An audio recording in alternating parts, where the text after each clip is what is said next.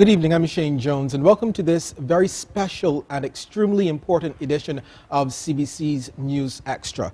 Now, over the past few weeks, Barbados has been consistently recording high COVID-19 cases, surpassing the 200 one-day mark today, recording 217 new positive cases. Now, these events have led the officials to explore different options and devise new plans to address this current surge. Tonight will be an opportunity for you to hear about some of these plans that have been in the pipeline for quite some time now. Joining me tonight as co-host is my colleague Lisa Lord. Good evening to you, Shane, and good evening to our viewers. As you rightly said, we are at a critical point now in our fight against COVID-19, and here to break down some critical information for us is the Minister of Health and Wellness, Lieutenant Colonel, the Honorable Jeffrey Bostic. We also have the Director of Medical Services at the Queen Elizabeth Hospital, Dr. Clyde Cave, and the First Vice President of the Barbados Association of Medical Practitioners and Consultant Manager of Home Quarantine, Dr. Adana Grandison. Good evening to you all, and we're looking forward to some informative and insightful discussion. But we'll take a break here and come back now with some CBC News Extra.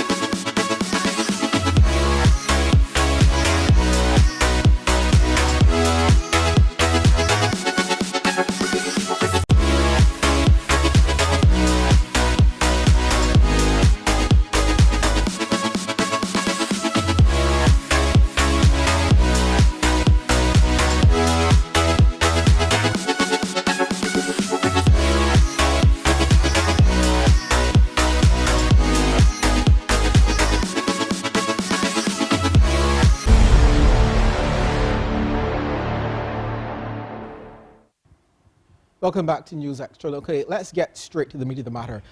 Minister Bostic, we are up to 69 deaths. That's the latest number we've heard, and a whopping 217 cases reported today. We know the isolation numbers are fluid, but the dashboard today showed 1,093 people in isolation. We have to be frank, it paints a worrying picture. Tell us about the current state of our isolation facilities. Are we overwhelmed, and what do we have to do to address this capacity issue? Thank you. Let me say first of all that what we are experiencing at this point in time is something that we have been anticipating. And I say that because we saw the surge coming. And fortunately for us, we had done some surge planning prior to this, and we had some contingency plans in place to be able to respond to a Delta surge. And as a result of that, we started out quite well, and we were managing and coping very well. But within the last few days, admittedly, the numbers have been high hundreds, and now we've passed the 200 mark. But we also anticipated that because given the state of play with the number of positive cases that we've had over the last several days, it was inevitable that we would see these kind of figures. So in our planning, we've actually stood up a number of facilities to be able to deal with the problem, and we've been handling the problem at the level of the facilities. The current numbers that we are seeing really have begun to cause us some significant challenges within the isolation facilities, to the point where I know the numbers today are saying just over 1,000, but we would have cleared a number of those persons, and I believe we figured a more accurate figure is probably about 850. Okay.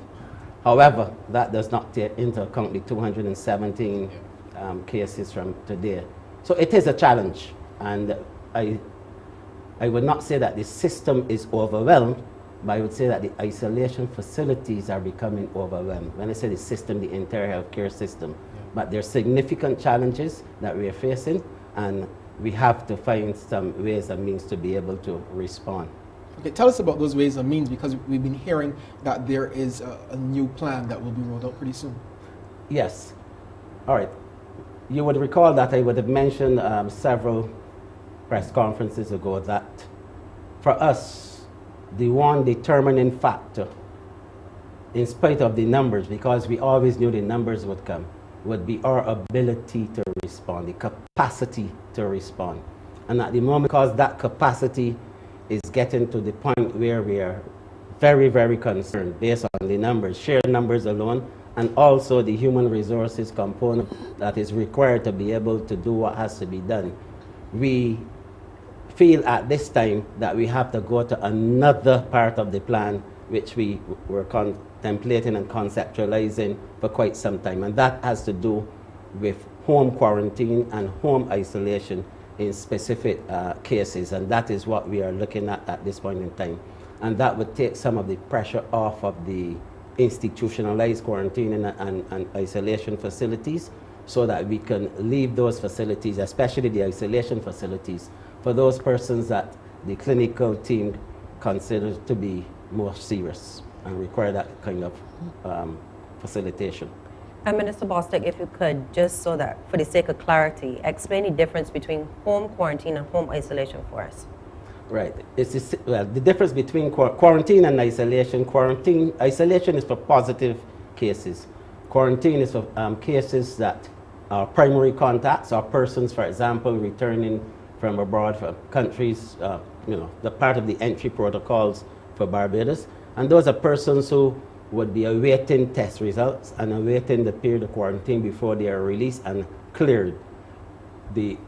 So it applies also to a home environment where you are allowed under certain circumstances to quarantine or to isolate at home.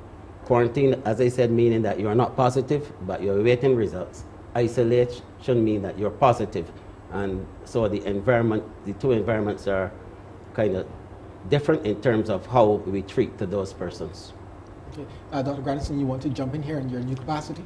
Yes. So Minister Bostic put it quite nicely. When we talk about quarantine, we're talking about that COVID indeterminate person versus isolation, where we actually know the status of that person.